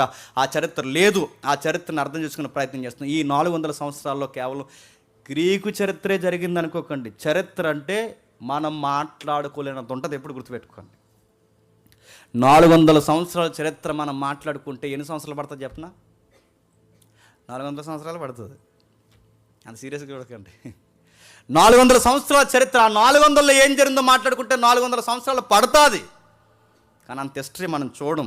అంత వినే ఓపిక మీకు లేదని నాకు తెలుసు. చెప్పండి, చెప్పే ఓపిక వయసు మనకే సరిపోదని తెలుసు. అందుకే మనకు అంతా వద్దు. క్రొత్త నిబంధన మీద ప్రభావం చూపిన చరిత్ర మాత్రమే, అవుట్లైన్స్ మనం టచ్ చేస్తున్నాం. జస్ట్ అవుట్లైన్స్ మాత్రమే, డీప్ వెళ్తే ఇంటికి వెళ్ళరు. జస్ట్ అవుట్లైన్స్ టచ్ చేస్తున్నాం. ఏముంది అక్కడ పరిపాలన అంటే కొన్ని నెంబర్స్ రాసుకునే వాళ్ళకి, అవసరమైన వాళ్ళు కొంతమంది నోట్స్ రాసుకుంటున్నారని విన్నాం. వాళ్ళ కొరకు నేను చెప్తున్నాను, వినండి. ఏం జరిగిందంటే 400 అంటే క్రీస్తుపురం 420లో సరిగ్గా పరిపాలన టైంలో, ఆ తర్వాత గ్రీకుల పరిపాలనకు ముందు జరుగుతున్న టైంలో ప్రభుత్వాల యొక్క ఒత్తిడి లేదా ప్రభుత్వాల యొక్క ఒత్తిడి విభాగాలుగా స్టార్ట్ అయింది. ముందు తమ్ముడు ఏమన్నా నీకేమైనా స్క్రీన్ షాట్ పెట్టానా? ఇదేనా కనిపిస్తుందా మీకు? వాళ్ళ యొక్క ప్రభుత్వాలు చూడండి. 420, 334, 323, 217, 217, 164, 63 క్రీస్తు పూర్వం 4 ప్రభు అయిన యేసుక్రీస్తు వారి పుట్టుక. ఈ ఎవడో ఖాళీగా వేసుకుని లెక్కలు కాదండో హిస్టరీ. అక్కడ రాస్తున్నాడు చూడండి, ఎవరెవరి పరిపాలన ఎప్పుడెప్పుడు వచ్చిందో రాస్తున్నాడు చూడండి. వాళ్ళ పరిపాలన గురించి రాస్తున్నాడు. గ్రీకులు పరిపాలన అంటే 420లో ఒక ప్రభుత్వం వచ్చింది, 300లో గ్రీకుల ప్రభుత్వం వచ్చింది. తర్వాత ఎవరైతే ఉన్నారో ఈ టోలెమస్ ప్రభుత్వాలు వచ్చాయి. నెక్స్ట్ సైరస్ ఎవరైతే ఉన్నారో సిరియన్స్, అంటే వీళ్ళ విభాగంలో వచ్చిన వారు, ఈ సిరియన్స్ ప్రభుత్వాల విభాగాలు వచ్చాయి. ఆ తర్వాత తెలుసు మనకు మక్కాబీలు, అంటే ఈ తెగ ఉన్నారు చూసారు పైన, ఈ అబ్రహాం గారు అనాఫిషియల్ గొడవ అని తెలుసు కదా. ఆ తెగలోంచి వచ్చిన ఆ గొడవ, ఆ శాఖలోంచి పుట్టుకొచ్చిన మక్కాబీల దండయాత్ర జరిగింది. ఆ తర్వాత 63 నుంచి 4, అంటే 63 నుంచి 4 మధ్యస్థంలో రోమన్స్ వచ్చారు. సరిగ్గా 4 క్రీస్తు పూర్వం 4లో ప్రభు అయిన యేసుక్రీస్తు వారు పుట్టుక జరిగింది. ఈ మధ్యస్థంలో జరిగిందే 400 సంవత్సరాల చరిత్ర. ఇప్పుడు మనకి కీ లైన్ మనకు కావాలి. కీ లైన్ ఏంటంటే అసలు ఏంటి, మాట్లాడితే గ్రీకు అంటున్నారు. ఆ గ్రీక్ అంటే ఏంటి అసలు ఒకసారి నువ్వు ప్రశ్నించుకుంటే చరిత్రలో అసలు గ్రీకు సామ్రాజ్యం అంటే ఏంటి? దానికి ఏమన్నా డెఫినేషన్ ఉందా? దానికి ఏమైనా అర్థం ఉందంటే ఉంది. దాని తెలుగులో చెప్తున్నానండి, అలెగ్జాండర్ ద్వారా నియమింపబడి స్థాపింపబడి మరియు పరిపాలింపబడిన సామ్రాజ్యాన్నే గ్రీకు సామ్రాజ్యం. మళ్ళీ గుర్తుపెట్టుకోండి, స్టాండర్డ్ జీకే గుర్తొస్తుంది. మరలా అలెగ్జాండర్ ద్వారా, అంటే గ్రీక్ అంటే ఏంటి, గ్రీకు సామ్రాజ్యం అంటే ఏంటి? అలెగ్జాండర్ ద్వారా నియమింపబడి స్థాపింపబడి మరి పరిపాలించబడిన సామ్రాజ్యాన్నే గ్రీకు సామ్రాజ్యం అంటారు. ఇప్పుడు మళ్ళీ అందులో సౌండ్ మనకి, అసలు ఆ గ్రీకు సామ్రాజ్యంలో ఎందుకు ద గ్రేట్ అన్నారు? ద గ్రేట్ అని ప్రపంచ రాజులకి ఇవ్వని బిరుదు, ద గ్రేట్ బిరుదు ఎందుకు అలెగ్జాండర్కి ఇచ్చారు? కేవలం 33-34 సంవత్సరాల అబ్బాయికి అంత బిరుదు ఎలా వచ్చింది? ద గ్రేట్ అని తను ఎందుకు అంత కితాబు ఇచ్చారంటే కేవలం 7 సంవత్సరాల నుంచి, కేవలం 7 సంవత్సరాల నుంచి 10 సంవత్సరాల్లో ప్రపంచ సామ్రాజ్యాన్ని తన గుప్పిట్లో పెట్టుకుని అందుకు ద గ్రేట్ అయ్యాడు. 10 ఇయర్స్లో ప్రపంచాన్ని గ్రిప్లో తెచ్చుకోవడం అంటే మాటలా? 5 సంవత్సరాలు పరిపాలిస్తే మళ్ళీ నెక్స్ట్ ఇయర్ గెలరు. ఎవరైనా అడగండి, ఆ ముందున్న వాళ్ళైనా ఇప్పుడైనా అంతే కదండి. 5 సంవత్సరాలకి ఒక మనిషిని గ్రిప్లో పెట్టుకోలేకపోతే అడుగుతాను, 10 ఇయర్స్లో ప్రపంచాన్ని ఎలా గ్రిప్లోకి తీసుకొచ్చాడు? అందుకే ద గ్రేట్. 10 ఇయర్స్లో ఎలా తీసుకొచ్చాడు? ఒక తాటి మీద తీసుకొచ్చాడు. తన దగ్గర ఆయుధాలు ఉన్నాయి, తన దగ్గర నమ్మకమైన జంతువు గుర్రం చాలా ఇష్టం ఆయనకి. దానికి ఒక పేరుంది, బుసెఫలస్ అంటారు దాన్ని. అంటే ఏంటని అడగండి. పంజాబ్, ఇప్పుడు మన పంజాబ్ కాదు, పాకిస్తాన్కి విడిపోయింది చూసారా? పాకిస్తాన్ పంజాబ్ ఏదైతే ఉందో, పంజాబ్లో గుర్రం పేరెట్టారు బుసెఫలస్ అని. ఆ గుర్రం కోసం చాలా ఏడ్చాడు. ఆ గుర్రం సీన్లు అన్నీ హిస్టరీలో ఎవరికి చెప్పినా ఈ తెలుగు హీరోలే కాదు, గుర్తుపెట్టుకుని అంత కాపీ పేస్ట్గా లేలే కాదు.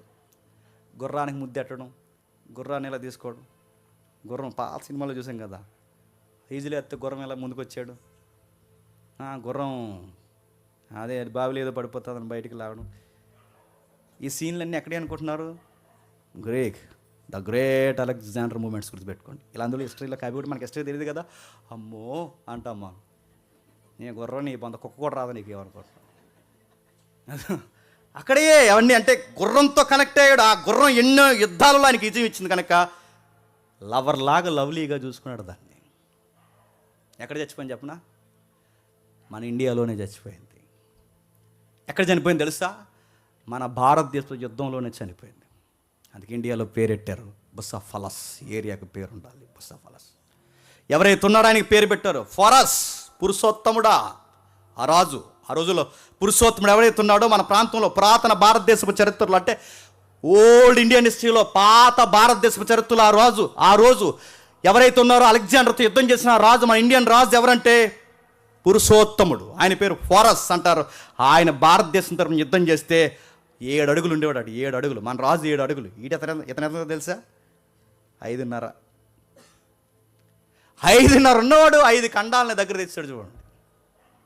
4-5 ఖండాలను గ్రిప్లో పెట్టాడు చూడండి. అంటే అక్కడ అతనుకున్న పవర్ అలాంటిది. 7 అడుగులు ఉన్నవాడు మనోడు బాణం వేస్తాడు. మనోడు కొంచెం బాగానే పోటీ ఇచ్చారు. ఎందుకు పోటీ ఇచ్చారంటే హిస్టరీ కొంచెం టచ్ చేస్తున్నాను ఏమనుకోకండి. మనోళ్ళు మంచి పోటీ ఇచ్చారు. ఎందుకు పోటీ ఇచ్చారంటే డిఫరెంట్గా ఫైట్ చేస్తారు. డిఫరెంట్గా అంటే ఎప్పుడు యుద్ధాలు చేసినా ఈ వెస్టర్న్ యుద్ధాలన్నీ ఎలా ఉంటాయంటే, ఈ గ్రీక్ యుద్ధాలన్నీ ఎలా ఉంటాయంటే, ఈ పొడవైన సోలాలు ఉంటాయి వీళ్ళకి. ఇలా ముందుకు వచ్చేస్తారు ఇలా పట్టుకుని ఇలా, అదిగో చూసారు ఆలయ ఈట్లు వాళ్ళ గుర్రాల మీద యుద్ధం చేశారు. వీళ్ళు ఎప్పుడు గుర్రాల మీద ఈట్లతోనూ ఈ డాల్ ఉంటే చూస్తారు, డాల్ యుద్ధం చేస్తారు. కానీ ఇండియాలో డిఫరెంట్ ఫైట్ స్టార్ట్ అయింది. అందుకే మన వాళ్ళు గట్టి పోటీ ఇచ్చారు. ఆ డిఫరెంట్ ఫైట్ ఏంటంటే మన వాళ్ళు ఏనుగుల మీదకి ఎక్కి ఫైట్ చేస్తారు. మన ఇండియాలో ఎక్కువ ఏమంటే చెప్పండి, ఏనుగులు. ఏనుగు మీద పొడి చెప్తుంటే అన్ని ఎలా పొడుతామని దీని కాలు చూస్తే భయం వేద్దాం మనకి. అందుకే పోటీ బయట మీరు 300 వారియర్స్ 2, 300 వారియర్స్ 1 చూసారా? మారకముందు పర్షియన్స్ అదేదో ఫైట్ సీన్ అని చూసేసి ఉంటారు. ఆ రాజమౌళి అందులో కాపీ కొడతాడు. 300 వారియర్స్ 1, 2 అందులో దర్యావేష్ క్యారెక్టర్ ఉంటుంది 2లో. పర్షియన్స్ యుద్ధం జరుగుతున్నప్పుడు దర్యావేష్ క్యారెక్టర్ ఉంటుంది. ఇలా ఒకడు పడవైపోతారు, ఎంత పడవైపు దాన్ని ఏమంటారు, ఆడిని ఆడ మగ కానివాడిని ఓడి చెప్పండి నాకు, ఇది ఇజరా ఆడ మగ కానట్టు అయిపోతాడు. ఇలా పెద్ద రింగ్ ఎట్టుకుని ఇలా ఉంటాడు చూసారా? ఇవన్నీ మిక్స్డ్ క్యారెక్టర్లు అని ఎక్కడ అనుకున్నాను. అలెగ్జాండర్తో యుద్ధాలు జరిగి ఇవన్నీ మిక్స్, అంటే మిథాలజీ కదా స్టోరీస్ అంటే, ఇవన్నీ మిక్స్ చేసి ఒక్కొక్క క్యారెక్టర్ తీసుకొచ్చి ఆ మూవీస్ అలా డిజైన్ చేశారు. ఎప్పుడైతే తీసుకొచ్చిన తర్వాత ఏం జరుగుతుందో చూడండి. జరుగుతుంది అలెగ్జాండర్ గురించి మనం మాట్లాడుకుంటున్నాం. ఏంటి అలెగ్జాండర్ అంటే ద గ్రేట్ అని ఎందుకన్నారంటే అలెగ్జాండర్ని 7 సంవత్సరాల నుంచి 10 సంవత్సరాల లోపు ప్రపంచాన్ని గ్రిప్లో తీసుకొచ్చాడు. మ్యాప్ ఒకసారి చూపించు. ఆయన తిరిగిన మ్యాప్ అంటే ఆయన జయించిన మ్యాప్స్, ఆయన జయించిన ఏరియాస్ ఒకసారి ఉంటాయి చూడండి. ఒకసారి మీరు కావాలంటే రికార్డెడ్ మ్యాప్ మీకు దొరుకుద్ది, వీలైతే చూడండి. ఇదిగో ఆయన సొంత ఏరియా మాసిదోనియా. ఇది ఎక్కడో చదివాం, చెప్పండి, అదే గుర్తు రావట్లేదు అనకండి. ఎక్కడో చదివాం మాసిదోనియా, అవర్ యుగేస్లేవియా. ఎక్కడ?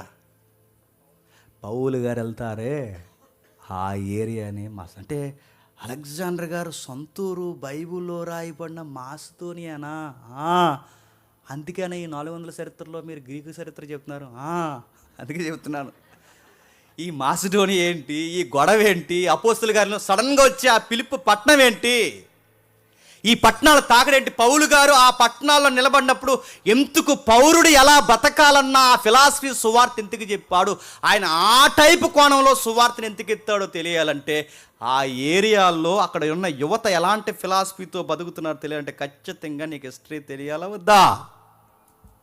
అందుకే టచ్ చేసాం హిస్టరీ. పౌలు గారు సొంతూరు, క్షమించండి, అలెగ్జాండర్ సొంతూరు మాసిదోనియా అంటే ఆ మాసిదోనియా మన బైబిల్లో చదువుతున్న మాసిదోనియా. అక్కడి నుంచి స్టార్ట్ చేశాడు. అక్కడి నుంచి స్టార్ట్ చేసిన ఆయన ఎన్సస్ యుద్ధం 33లో చేశాడు. నెక్స్ట్ మరొక యుద్ధం గెహామలా అనే యుద్ధం 33-31లో చేశాడు. రెండవది హైడస్పేస్ అనే యుద్ధం చేశాడు. అది మన ఇండియా దగ్గర జరిగింది. అది 326లో చేశాడు. ఈ యుద్ధాల పరంపర అంటే చాలా యుద్ధాలు చేశాడు. అందులో ముఖ్యమైన యుద్ధాలు 3. ఆ ముఖ్యమైన యుద్ధాలు మీకు స్టార్ గుర్తులు వేసి ఉన్నాయి, మీరు ఇంటికి వెళ్ళిన జూమ్ చేసి చూడండి. ఆ స్టార్ గుర్తులు వేసిన యుద్ధాలే ప్రాముఖ్యమైన యుద్ధాలు, పెద్ద యుద్ధాలు అన్నమాట. ఆ పెద్ద యుద్ధాల పరంపరలో చివరి యుద్ధమే మనతో చేయడానికి వచ్చాడు. ఆ మనతో యుద్ధం చేయడానికి వచ్చిన టైంలో అలెగ్జాండర్ చేసిన చివరి యుద్ధం భారతదేశంతోనే చేశాడు. మన భారతదేశం గట్టి పోటీ ఇచ్చింది. ఎందుకు గట్టి పోటీ ఇచ్చిందంటే కొత్తగా యుద్ధం చేసింది, పైగా మనకు సైన్యం కూడా ఎక్కువ ఉన్నారు. ఆ టైంలో యుద్ధం గట్టిగా చేసిన టైంలో ఆ రోజుల్లో ఎంత గట్టిగా చేసినా ఆ మనిషి మామూలుడా? నువ్వు వాడిని తీసుకురా, ఈయన్ని తీసుకురా, ఎవరిని తీసుకురా, ఆ మనిషి మెరిటేరియన్ సీ ముందు నిలబడి ఏమన్నా తెలుసా? సముద్రమా నువ్వు 6 నేలైతే నిన్ను కూడా జయించి పడదు, నువ్వు నీరు అయిపోయావు కనుక వదిలేశాను అన్నాడు. సముద్రానికి వారిని ఇచ్చినాడు. అతను ముందుకెళ్ళి నువ్వు ఏనుగు ఎక్కి బాణం ఎత్తంటే ఊరుకుంటాడా? ఏనుగుని నిన్ను మొత్తం ముంచి ఆ రోజు పురుషోత్తముడిని ఇలా అన్నాడు, పోరస్ గట్టి పోటీ ఇచ్చావు కనుక నేను సంపను, కానీ నా పరిపాలనలో నా రాజ్యంలో నా కింద రాజుగా బతికే అన్నాడు. మన పురుషోత్తముడు నా కింద పనిచేశాడు, ఆయన కింద అదిగా ఆయన మన కింద పనిచేశాడు. ఆయన కింద పనిచేసిన తర్వాత ఆ టైంలో ఏం జరుగుతుందంటే, సరిగ్గా ఆ టైంలో యుద్ధం జరుగుతున్న టైంలో ఆయన గుర్రం చనిపోయింది. మనతో యుద్ధం చేస్తున్న టైంలో ఆయన గుర్రం చనిపోయి చాలా ఫీల్ అయిపోయాడు. ఎందుకంటే ఆయుధంలా పనిచేసేది ఆ గుర్రం, స్నేహితుల్లాగా పనిచేసేది ఆ గుర్రం. ఆ గుర్రంతో చాలా అనురాగం ఉంది, ప్రేమ ఉంది, ఆ జంతువుతో చాలా కనెక్ట్ అయి ఉన్నాడు. ఆ గుర్రం చనిపోయినప్పుడు చాలా ఫీల్ అయ్యాడట. ఈయన గురించి రాస్తూ ఇప్పుడు బాగా వినండి, ఈయన గురించి రాస్తూ దానియేలు గ్రంథం ఎంత పొగిడిందో చూడండి ఈ మనిషిని. ఒకసారి చూస్తారా? చూడండి ఒకసారి, త్వరగా ముగిద్దాం. ఒక్కసారి దానియేలు గ్రంథం 11వ అధ్యాయం దానియేలు గ్రంథం 11వ అధ్యాయం మొదలు వచనం చూడండి. మాదీయుడగు దర్యావేసు మికాయేలును స్థిరపరచుటకును బలపరచుటకును సత్యమును నీకు తెలియజేయుచున్నాను. బాగా వినండి. అప్పటికి అలెగ్జాండర్ పుట్టలేదు. అప్పటికి గ్రీక్ ఇంత ఫుల్ ఫ్లెడ్జ్డ్గా ఫామ్ కాలేదు. ఆ టైంలో అలెగ్జాండర్ గురించి ఎంత గొప్పగా రాస్తున్నాడు చూడండి. మాదీయుడగు దర్యావేసు మొదటి సంవత్సరం అందు మికాయేలును స్థిరపరచుటకును బలపరచుటకును నేను అతని యొద్ద నిలబడితిని. ఇప్పుడు నీకు సత్యమును తెలియజేస్తున్నాను. ఏమనగా ఇంకా ముగ్గురు రాజులు పారసికం మీద రాజ్యం చేదురు. బాగా వినాలి. లాస్ట్ వీక్ మీకు కొంచెం గుర్తుంటే మీకు అర్థమైపోద్ది. ఇంకా ముగ్గురు రాజులు పారసికుల మీద చెప్పండి పరిపాలన చేస్తారు. అందరికంటే అధికైశ్వర్యం కలిగిన 4వ రాజు ఒకడు వచ్చును. అతడు తనకున్న సంపత్తు చేత బలవంతుడై అందరినీ గ్రేకీల రాజ్యమునకు విరోధముగా లేపును. నేను అడుగుతాను, ఇలాంటి రెఫరెన్స్ అర్థం కావాలంటే ఖచ్చితంగా ఏం తెలియాలి చెప్పండి? హిస్టరీ తెలియాల్సిందే. నీకు హిస్టరీ జాగ్రఫీ తెలియకపోతే బైబిల్లో ఇలాంటి రెఫరెన్స్ ఉన్నాయన్న సంగతి నీకు బోధపడదు. మనం ఏమనుకున్నామంటే స్నానం చేసి వచ్చి ఒక అధ్యాయం చదువుకుంటే కడుపులో మజ్జిగ చల్లగా ఉంటుంది అనుకుంటున్నాం. మనం మజ్జిగ అరగదు ఏమనుకున్నా అలాంటి రెఫరెన్స్ ఉన్నాయి ఇక్కడ. నువ్వేమనుకుంటున్నాంటే రోజుకు ఒక అధ్యాయం చదువుకుంటే సెంటిమెంట్గా దేవుడు పరలోకం నుంచి ఫీల్ అయిపోయి అయ్యో నా బిడ్డ ఈరోజు ఒక అధ్యాయం చదివేశాడు అని పరలోకంలో దేవుడు గడ్డంగా చేయడం నీ ఏమో చూస్తాడు అనుకుంటున్నావు. అర్థం కాలేని చదివేందుకు, అర్థం పర్థం లేని విద్య ఎందుకు, అర్థం చేసుకోలేని నీ బైబిల్ స్టడీ దేనికి? అర్థం చేసుకొని దేవుడు ఎంత గొప్పవాడు నీకు అర్థమవుతాడు. చెబుతున్నాడు చూడండి. ముగ్గురు రాజులు వస్తారు. ఆ ముగ్గురు రాజులు పారసికుల రాజ్యం పారసికుల మీద తిరగబడతారు. అందరికన్నా చివరిన ఒకడు వస్తాడు. అంటే పారసికుల రాజ్యం ఎలా అంతరించిపోయిందంటే ముగ్గురు రాజులు వస్తారు. ఆ ముగ్గురు రాజులు ముగ్గురు శాఖలకు విడిపోతారు. ఆ ముగ్గురు రాజులు దండయాత్ర చేస్తారు. ఆ దండయాత్ర చేసిన తర్వాత 4వవాడు వస్తాడు. ఈ 4వవాడు ఎంత గట్టి పోటీ ఇస్తాడంటే వాడు గ్రీకులను కూడా ఎదిరిస్తాడు. వాళ్ళెవరంటే స్క్రీన్ షాట్ ఉంది. వాళ్ళెవరు చెప్తున్నారు చూడండి. దర్యావేసు 2, అస్తహస్త 2, అర్థహస్త 3. నెక్స్ట్ వాడు ఎవడో ఉన్నాడు అక్కడ ఉందా? అర్షస్. ఎవరైతే కింద 4వ రాజు చూసిన దర్యావేసు 2 అంటే 2వ దర్యావేసే. క్రీస్తు పూర్వం 335 నుంచి 333లో అలెగ్జాండర్కి గట్టి పోటీ ఇచ్చింది ఎవరంటే చెప్పండి, ఈ 4వ రాజు అయిన దర్యావేసు 2. అంటే ఈ రెఫరెన్స్ పక్క ఇదే లిస్ట్. అంటే కళ్ళు మూసుకుని తడిగొట్టేసుకుని జ్ఞాపకం పెట్టుకోండి, అదే లిస్ట్. వాళ్ళే ఆ సంవత్సరాలు అవే. దర్యావేసు అర్థహస్త ఎవరైతే ఉన్నారు 1, 2, 3, 4. ఆ 4వ రాజు ఎవరైతే ఉన్నారు దర్యావేసు 2, 4వ రాజు. అతనే అలెగ్జాండర్ మీద గట్టిగా తిరగబడింది. ఇందాక మనం చదువుకున్నాయి 3 యుద్ధాలు, గొప్ప యుద్ధాలు జరుగుతాయి. అందులో మొట్టమొదటి యుద్ధం ఇస్సాస్ అని కింద రాశారు చూడండి. ఆ యుద్ధంలో గట్టి పోటీ ఇచ్చిన యుద్ధంలో చేసిన రాజే దర్యావేసు. ఆ దర్యావేసుని కూడా తొంగలో తొక్కేసిన కింగ్ చెప్పండి, అలెగ్జాండర్ ద గ్రేట్. చంపి పడేశాడు. ఉంచునన్నాడు. ఎక్కువగా మాడేమంటే మా విలేజ్ కల్చర్లో ఒక మాట అంటారు, మీకు మరి మీ సైడ్ అంటలేదు కానీ మా విలేజ్లో అనేవారు, రెక్కరెక్కలు తగ్గించుకోవాలంటే ఎగురిపోతాం అంటారు. రెక్కరెక్కలు అంటే తెలిసినట్టే. ఆ అన్నాడు చెప్పాడు. మొత్తం మీద వారు ఇచ్చాడు, గట్టిగా ఇచ్చాడు. ఇచ్చిన తర్వాత అయిపోయింది. ఆ ఏరియాని అంత అంటే ఈ మాదీయ పారసికుల ఏరియాని పట్టేశాడు. ఆ పైనుంచి ఇలా కిందకు వచ్చాడు. ఇక్కడ ముగిస్తాను చేత వినండి. అలా కిందకు వచ్చిన తర్వాత ఇప్పుడు కన్ను ఎవరి మీద పడిందంటే బాగా వినాలి, యెరూషలేము మీద పడింది. ఎవరికి? The great అలెగ్జాండర్కి. ఇజ్రాయేల్ను కూడా జయించడానికి పౌలు గదిపాడు తన టీమ్స్ పంపించాడు. బాగా వేశాడు. గవర్ని వెళ్ళిపోయినా తన టీం పెట్టాడు. వార్నింగ్ ఇచ్చాడు, నేడో రేపు దండయాత్ర చేస్తాను, మర్యాదగా లొంగిపోతే సరే కాదు కూడదని మీరు పైకి ఎగిరితే మీ రాజు ఎవడున్నాడో ఆడి మెడ మీద తలకే ఉండదు, ఆడికి సపోర్ట్ ఇచ్చిన సైన్యం కూడా ఉండదు. నేడో రేపు వస్తున్నాను, ప్రపంచమంతా తిరిగేశాను, ఇక జయించాల్సిన రాజ్యం ఏదన్నా ఉందంటే చెప్పండి మీరే, మిమ్మల్ని నేను జయించాలనుకుంటున్నాను అనగానే మన వాళ్ళు నిలువు టంగిలు వేసుకుని కంగారు అయిపోయారు. నిలువు టంగిలు బ్యాచున్నారు. అప్పుడే వచ్చేసారు ఎవరు? పరిసయ్యులు, శాస్త్రులు. మీకు అర్థమవుతుంది అనుకుంటున్నాను హిస్టరీ. పరిసయ్యులు, శాస్త్రులు అంటే యాజకుల్లోంచి కొత్త ట్రెడిషన్ స్టార్ట్ అయితే చెప్పండి. పాత నిబంధనలు లేవీలు యాజకులు ఉన్నారుగా, ఆ లేవీలు యాజకుల్లో కొత్త ట్రెడిషన్ పుట్టిస్తే ఆ పుట్టించిన ట్రెడిషన్లోంచి వచ్చిన వారే పరిసయ్యులు, సద్దుకైలు ఎవడో ఉంటాడు ఇలా పితరుడు, వాళ్ళ దగ్గర నుంచి స్టార్ట్ అయిన హిస్టరీనే సద్దుకైల పరిచయం. ఇలా నిలువు టంగీలు వేసుకుని ఏ పోదులు ఉంటాయిగా పాత నిబంధనలో మోసే చెప్తాడుగా, లేవి కాండంలో మీరు ఎలా ఏ పోదు వేసుకోవాలి, పైన పాగా పెట్టుకోవాలి, మీకు రొమ్ముల మీద తుమ్మీము, ఇంకోటి ఏదో ఉంటుంది ఉరీము తుమ్మీము, ఆ రంగు రాళ్ళు, ఆ రాళ్ళు పెట్టుకోవాలి, మీరు నొసటి బాసం కట్టుకోవాలి, ఇవన్నీ ఉంటాయిగా.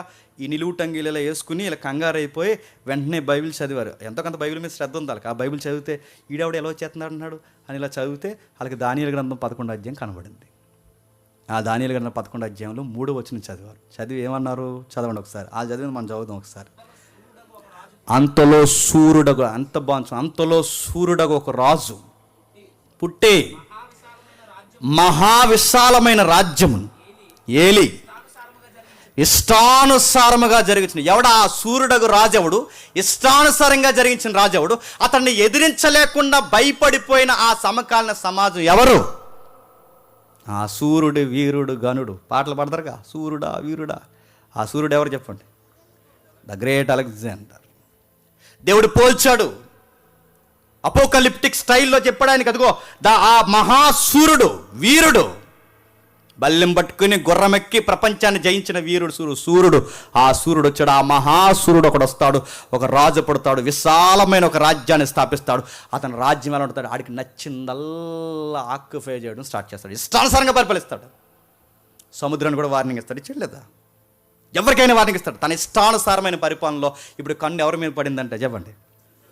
యెరూషలేము మీద పడింది. యెరూషలేము దగ్గరికి అన్నాడు, మిమ్మల్ని నేను జయిస్తానంటే మన వాళ్ళు నిలువు టంగిలు వేసుకుని దానియేలు గ్రంథం ఇలా లేదు అప్పుడు బైబిల్ ఇలా ఉంటుంది కదా, ఈ గ్రంథపు చుట్ట, ఆ తోలు మీద రాసిన గ్రంథపు చుట్టను పట్టుకుని ఎదురొచ్చేసారు. ఎదురొచ్చినట్టే మీరు హిస్టరీలో ఉంది, జోసఫస్ రాశాడు. ఏమన్నాడంటే వాళ్ళు ఎదురొచ్చే వైనాన్ని జోసఫస్ పుస్తకంలో 11వ అధ్యాయం, ఆ పుస్తకం పేరు ఏదో ఉంది, 11వ అధ్యాయం 11వ అధ్యాయం, దానికి అధ్యాయాలు ఉంటాయి. 11వ అధ్యాయం 8-5 వచనాల్లో ఇది రాశాడు. ఏమని రాశాడంటే, మన వాళ్ళు నిలువు టంగిలు వేసుకుని వాళ్ళు నడిచి వస్తున్నప్పుడట అలెగ్జాండర్కి వింతగా అనిపిస్తుంది, ఎలా ఉన్నారు అని. ఎవరికి? వీళ్ళ చేతుల్లో కత్తిలు లేవు, వీళ్ళ చేతులు లేవో గ్రంథాలు ఉన్నాయి, వీళ్ళ నెత్తి మీద అదేంటి దెబ్బ తగలకుండా పట్టుకునేది శిరస్థానం లేదు, ఇలా టోపీలు పెట్టుకున్నారు. ఇలేట్రా బుల్లెట్ ప్రూఫ్ లాంటి ఏ జాకెట్ వేసుకోకుండా తెల్లటి నిలువు టంగిల్ ప్లేన్ డ్రెస్ వేసుకుని వస్తున్నారు. వీళ్ళని చూస్తుంటే చాలా కూల్ పర్సన్స్ కనబడుతున్నారు. బాబు ఎవర్రా మీరు అని అడిగారు. అడిగితే అప్పుడు అన్నారు, ఇలాగా సాష్టాంగ పడి సార్, గుడ్ మార్నింగ్ సార్, మీకు విషయం చెప్పాలి. అది మీకు అర్థమయ్యేలా చెప్తున్నాను, అలా ఎగ్జాక్ట్ అని ఉండరు, మీరు ఏదో కలిపేస్తున్నారు అనుకోకండి, హిస్టరీ కదా కొంచెం బోరు పడుతుందని. సరే, గుడ్ మార్నింగ్ సార్, మీకు విషయం చెప్పాలి సార్. మీరు మా దేశాన్ని పట్టుకోవడానికి వచ్చారు, మీరంటే మాకు కోపం లేదు, మీరంటే మాకు బాధ లేదు, మీరంటే మాకు భయం కూడా లేదు, మీరంటే మాకు ప్రేమ ఉంది. ఎందుకు చెప్పిన, మీ గురించి మా సైన్యములకు అధిపతికి దేవుడైన యెహోవా మీ రాజుగా ఒకరోజు పలానోడు సూర్యుడిగా వస్తాడని మీ గురించి మా ప్రవక్త ద్వారా, మా దానియేలు ద్వారా ముందే చెప్పాడు రాజా. ఆ రాజు ఎవరో కాదు, మీరే. అందుకే మీకు మమ్మల్ని జయించకముందే మా దేశం మీకు చెప్పండి వెల్కమ్ చెప్తుంది, రండి అనగానే మురిసిపోయాడంట. ఎవరు అంటే మనకు కూడా ఫ్యాన్స్ ఉన్నారనమాట అనుకున్నాడంట. ఎవరు? నాకు ఫ్యాన్స్ ఉన్నారబ్బా అనుకున్నాడంతే. ఆ రోజు ఫ్యాన్స్ ఉన్నారు అనుకుని ఆ రోజు అన్నాడట, జయించడానికి వచ్చినవాడు ఇజ్రాయెల్ని ఏమనకుండా వెళ్ళిపోయాడంట. ఆ రోజు ఆ హిస్టరీలో ఆ రెఫరెన్స్ చూపించి ఆ చరిత్రకారుడైన జోసఫస్ కూడా చెప్తున్నాడు, ఆ రోజు ఈ యూదుల పెద్దలందరూ ఇలా ఆయన పొగిడి పొత్తు పెట్టుకునే ప్రయత్నం చేస్తే ఆ సూర్యుడు వీరుడు ఏమనలే, మీరు నాతో స్నేహంగా ఉండండి అన్నాడట.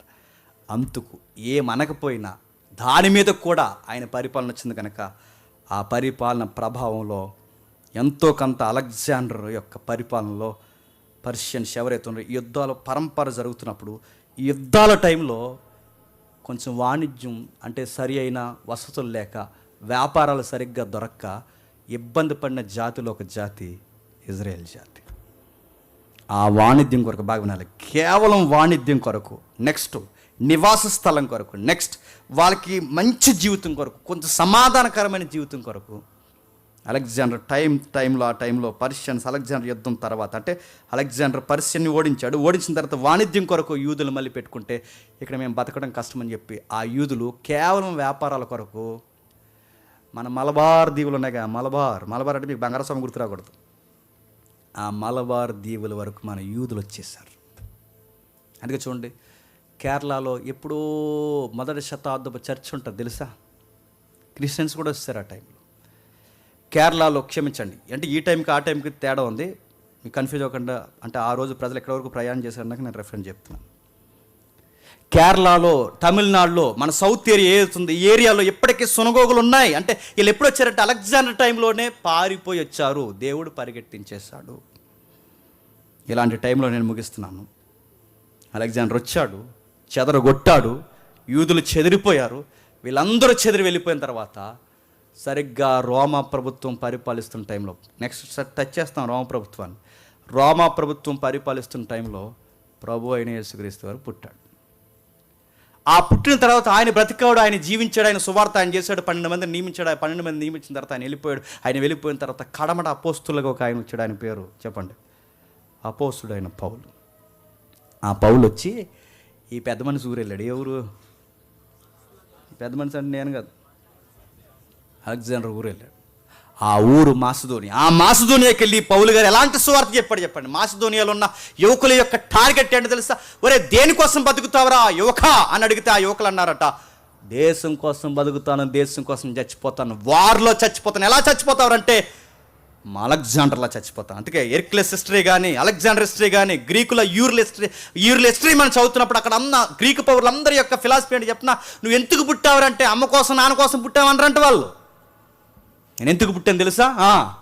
నా దేశంలో యుద్ధం చేసి నా దేశం కోసం యుద్ధంలో చచ్చిపోవడానికి నేను పుట్టానని గ్రీకు పౌరులు అందరూ అంటారట. ఇలాంటి ఫిలాసఫీతో అలెగ్జాండర్కి పిచ్చి ఫ్యాన్స్ అయిపోయి, ఎర్క్లెస్కి పిచ్చి ఫ్యాన్స్ అయిపోయి ఉన్న అలాంటి యువతకి సువార్త చెప్పాలంటే నేను అడుగుతున్నాను, ఈ మనిషి ఏ రేంజ్లో సువార్త చెప్పుంటాడు చెప్పండి. ఎవరు?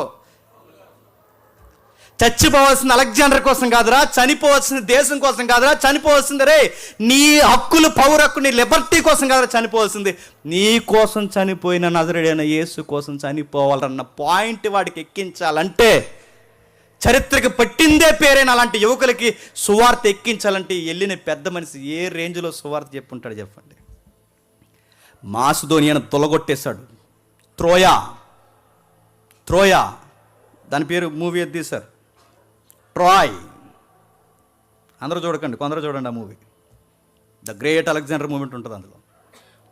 ట్రాయ్ హిస్టరీ మీరు చదవండి, మాసిదోనియా హిస్టరీ చదవండి, ఆ ఏరియాలో ఎంత ప్రభావం ఉండేది చదవండి. అక్కడ యువత అలెగ్జాండర్ కొరకు పిచ్చెక్కిపోయి అలా చచ్చిపోయేవారు మీరు చదవండి. అలాంటి పిచ్చెక్కిపోయిన ఏరియాకి వెళ్ళి సువార్త పౌలు చెప్పాడంటే నేను అడుగుతున్నాను, ప్రభువుని ఎంత బలంగా నమ్మితే, ఎంత వాస్తవం అయితే ఇలాంటి కూరుకుపోయిన ప్రజలకు సువార్త చెప్పారే, చచ్చిపోవలసింది మీకోసం, మీ దేశాల కోసం కాదురా, చనిపోవలసింది మన కోసం, చనిపోయిన దేవుడి కోసం చనిపోవాలరా అలాంటి యువకులను అక్కడ లేవనెత్తి మాసిదోనియాలో ఒక సంఘం కట్టాలంటే మామూలు ఫైట్ అంటది. అందుకే చెప్తున్నాను, క్రొత్త నిబంధనలు ఈ మాసిదోనియా ఏంటి, ట్రాయ్, ఈ ట్రాయ్ ఏంటి, ఈ ఏరియాస్ ఏంటి, హిస్టరీ ఏంటి, ఇవన్నీ తెలియాలంటే చెప్పండి ఈ క్రొత్త నిబంధనకి పాత నిబంధనకి మధ్య ఉన్న చెప్పండి చరిత్ర తెలియాలి. అందుకు గింజుకుంటున్నాం 2-3 వారాల నుంచి. మీకు నచ్చుతుందా, నచ్చట్లేదా? నచ్చుతుందిగా. మీకు నచ్చినా నచ్చకపోయినా కొంతమంది ఇంట్రెస్ట్గా ఎన్ని నోట్స్లు రాసుకునే వాళ్ళు ఉన్నారు, వాళ్ళ కోసమైనా వినండి. నేను ఎదురు చెప్పిన ఏ టైంకి ఎప్పుడు ఏం జరుగుతుందో మనకు తెలియదు. టైం వచ్చినప్పుడు చెబుదాంలే అనుకుంటే టైం ఉండకపోవచ్చు, టైం వచ్చినప్పుడు చెబుదాంలే అనుకుంటే చెప్పేవాళ్ళు మేము ఉండకపోవచ్చు, చర్చ ఉండకపోవచ్చు, ఒకవేళ చెబుదాం అనుకుంటే చెప్పడానికి టైమే సరిపోకపోవచ్చు. అందుకే దేవుడు అవకాశం ఇచ్చినప్పుడల్లా మాట్లాడుకుందాం, చరిత్ర అంతా మాట్లాడుకుందాం. నేను ముగించే ముందు ఒక మాట చెప్తున్నాను, జస్ట్ క్రొత్త నిబంధన ఎంట్రీకి ఎంత హిస్టరీ మాట్లాడుకుంటే, రేపొద్దున బైబిల్ కాలేజీ పెట్టి 1 ఇయర్ మా దగ్గర వాళ్ళని పెట్టుకుంటే ఎంత హిస్టరీ మాట్లాడతాం ఒకసారి మీరు గెస్ చేయండి. రాజ్యాంగం, ఇతర గ్రంథాలు, ఖురాన్, క్రొత్త నిబంధన, పాత నిబంధన, Indian history, world history, geography, ఇవన్నీ ఒక సేవకుడు తెలిస్తే అలాంటి సేవకుడు సొసైటీలో నిలబడితే ఈ జనరేషన్కి ఎలాంటి సువార్త చెప్పగలడు ఒకసారి మీరు గెస్ చేయండి. ఇవన్నీ తెలియాలంటే పౌలుకి అవన్నీ తెలుసు, ఇవన్నీ తెలియాలంటే తిమోతికి అవన్నీ తెలుసు, ఇవన్నీ తెలియాలంటే క్రొత్త నిబంధన సంఘ నాయకులకి ఇంత చరిత్ర తెలుసు కనుకే వాళ్ళ సువార్తను చాలా బాగా సొసైటీలోకి తీసుకెళ్లారు. మనం ఎలా తీసుకెళ్తున్నాం చెప్పిన 2 మాటలు మీకు చెప్పాను ఒకసారి. ఇదిగో యేసుప్రభువుని నమ్ముకో అన్నారంట. పెద్దమ్మ నేర్చుకుందంట, రోజుకు వాళ్ళకైనా సువార్త చేయాలి, సువార్త చేయకపోతే కష్టం, అనగానే ఆ పెద్దమ్మ నిర్ణయించుకుందంట, రోజుకి ఒకరికైనా సువార్త చేయాలంటే ఆటో డ్రైవర్ చెప్తుందంట, బాబు ఆ మార్కెట్ కాడికి వెళ్ళి ఉల్లిపాయలు తీసుకోవడానికి దిగిపోయి అన్నదట, బాబు యేసుప్రభుని నమ్ముకోయే అందంట. వాడు అన్నాడు, 20 ఇచ్చే నమ్ముకుంటానులే అన్నాడు. ఆ 20 తీసుకున్న తర్వాత మళ్ళీ చెప్పిందంట, యేసుప్రభుని నమ్ముకుంటానులే అన్నాడు. తర్వాత నీలాంటి నాలాంటి చెప్పింది, యేసుప్రభుని నమ్ముకో అందంట. అంటే అప్పుడు అన్నాడు, నమ్ముకో అంటే అన్నాడట. అప్పుడు ఆవిడ అందే, నమ్ముకో అంటే నమ్ముకో అని అందంట. మన సువార్త చెప్పడం రాదు, మళ్ళీ చెప్తున్నాను. అడిగాడు, నమ్ముకో అంటే ఏంటంటే, నమ్ముకో అంటే నమ్ముకో. ఆడన్నాడట, నమ్ముతున్నాను, మీ దేవుడిని నమ్ముతాను, మా దేవుడిని నమ్ముతాను, అందరి దేవుడిని నమ్ముతాను అంటే, అలా కాదు నమ్ముకో అందంట. సువార్త అంటే ఓట్లు ఎలసనికి వెళ్ళి నీ అమూల్యమైన ఓటు ఏంటి మనకే అన్నట్టు చెప్పకూడదు. సువార్త అంటే ఇదిగో చెప్పండి, ఎంత హిస్టరీ ఉంది, ఎంత జోగ్రఫీ ఉంది, ఎంత ఎవిడెన్స్ ఉంది, దీన్ని మాట్లాడండి. ఏ స్టూడెంట్ మారడో చెప్పండి, ఏ ఎంప్లాయీ మారడో చెప్పండి, ఏ అధికారి ఒప్పుకోడు చెప్పండి. ఇది తప్పని అనలేక బాప్టిజానికి సిద్ధం కాకుండా ఉన్నవారు ఎవరున్నారు చెప్పండి. దీన్ని ఉన్నట్టుగా మాట్లాడే జ్ఞానయుక్తమైన దేవుని అంబులు పదులో వాడబడే బిడ్డలు లేరు. అది బాధ. అలాంటి బిడ్డలు తయారవ్వాలంటే అందుకే మనం పెట్టుకున్న ప్రాజెక్ట్, ఒక జనరేషన్ మనం ఫామ్ చేద్దాం, 100 మందిని తయారు చేద్దాం, ఏడాదికి రిలీజ్ చేద్దాం. ఏరియా మనం చూపిస్తున్నాం, ఇక్కడ నీడు ఉందని మనం చెప్తాం, నిలబడి మాట్లాడమంటాం. నువ్వు స్టూడెంట్స్లోకి వెళ్తావో, ఎంప్లాయీస్లోకి వెళ్తావో, ఈ ఏరియాకి వెళ్తే ఎక్కడ వెళ్తే వెళ్ళు, నువ్వు నిలబడు. నువ్వు సంఘాన్ని గట్టి నిలబడేంత వరకు మా సపోర్ట్ మీకు ఉంటుంది. అది ఆర్థికంగా, మానసికంగా, ఎలాగైనా నీ సువార్తలో మా సపోర్ట్ మీకు ఉంటుంది. ఈ సంస్థ వ్యవస్థ ఉన్నంతకాలం నేను నిలబెడతామని చెప్తున్నాం. ఒక్క నిలబడితే ఎంతమంది నిలబెడతారు చెప్పండి. ఊరంతా మారుస్తామని అనగానే కనీసం మన జిల్లాలో ఎంతకంత ప్రభావం తెస్తామో అదేమో. ఆ దేవుని చిత్తం అయితే జిల్లాకి ఇటు రాష్ట్రానికి తెస్తాం, రాష్ట్రానికి ఇటు చెప్పండి దేశానికి తెస్తాం. అంత ఆయుష్ని, ఆరోగ్యాన్ని, జ్ఞానాన్ని దేవుడు మనకు అనుగ్రహించును గాక.